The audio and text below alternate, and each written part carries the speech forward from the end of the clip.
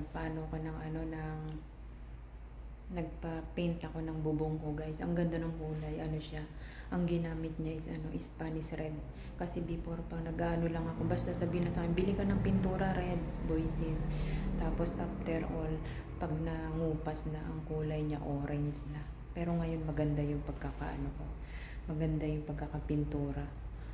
Biro mo ang 2 galon, 1.4 plus 1,000 yung ano ko, plus 1,000 yung bayad ko sa ano, sa labor. So ito guys, papakita ko sa inyo yung pintura ng before and after. Dun sa nanay ko, before and after.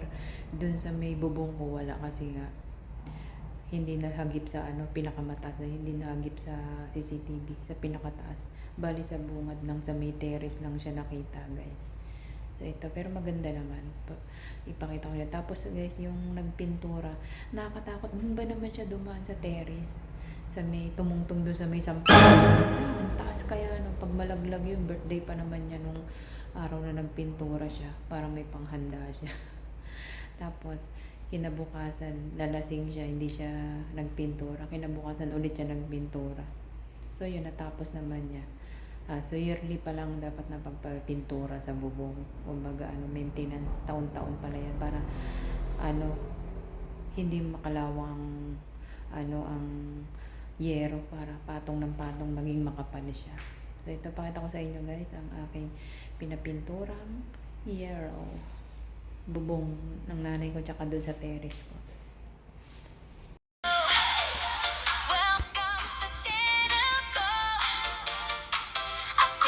GTV, tara samahan niyo ako. Isa akong OFW, caregiver sa ibang bayan. Pag-aalaga sa matatanda, ang aking hanap buhay araw-araw. Sa kusina, sama-sama tayong magluluto.